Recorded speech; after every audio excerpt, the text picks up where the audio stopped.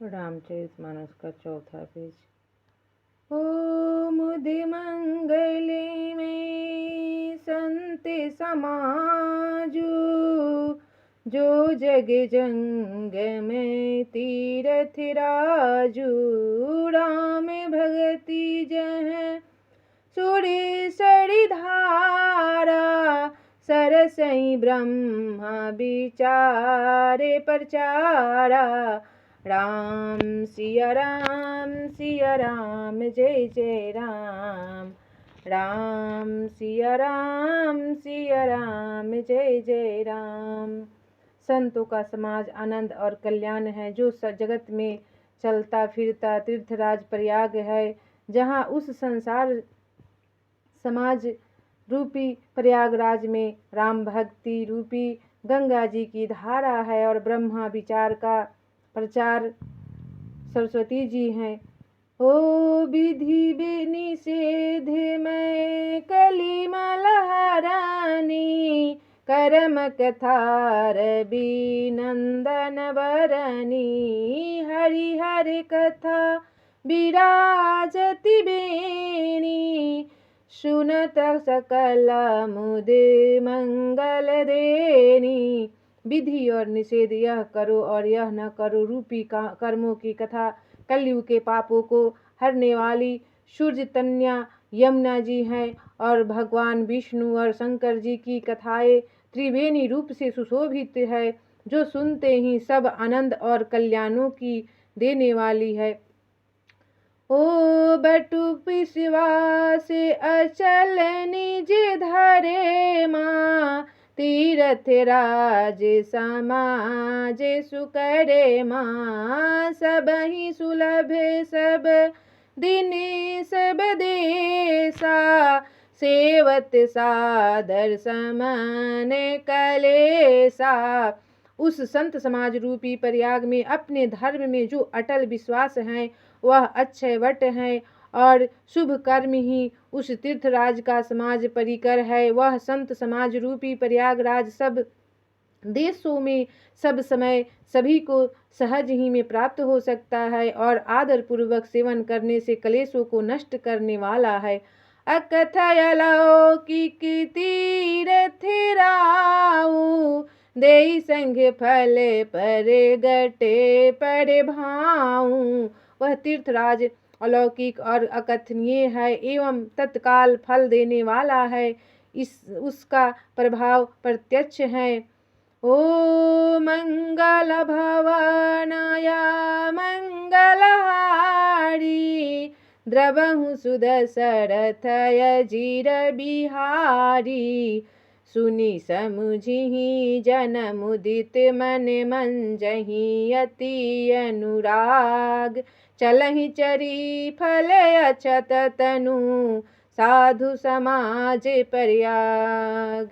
ओ दीनि दयालु बिरद संभारी, हरहु नाथ मम संकट भारी।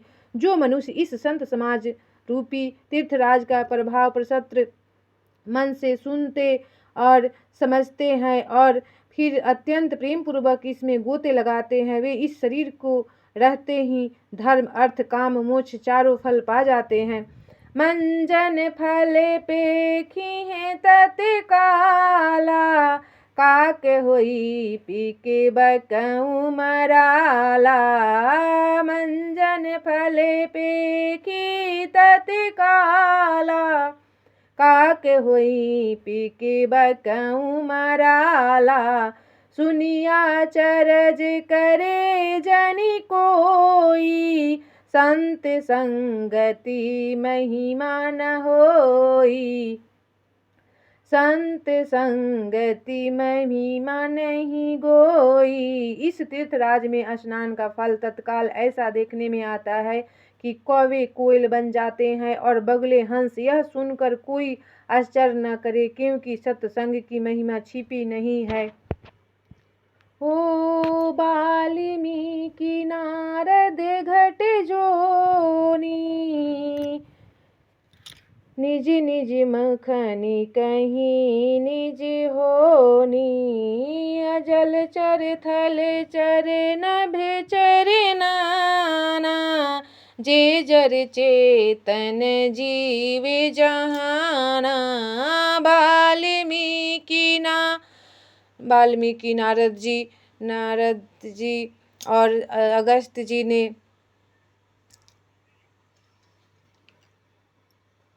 अपने अपने मुखों से अपनी होनी जीवन का वृतांत कही है। जल में रहने वाले, जमीन पर चलने वाले और आकाश में विचरने वाले नाना प्रकार के जड़ चेतन जितने जीव इस जगत में हैं, ओ मति की रति गति भूति भलाई, जब जेहि जतन जहाँ जेहि पाई, सो जानब सत्संग प्रभाऊ, लोकहु वेद नयाने उपाऊं। उनमें से जिसने जिस समय जहाँ कहीं भी जिस किसी यत्र से बुद्धि कृति सद्गति विभूति ऐश्वर्य और भलाई पाई है, सो सब सत्संग का ही प्रभाव समझना चाहिए। वेदों में और लोक में इनकी प्राप्ति का दूसरा कोई उपाय नहीं है।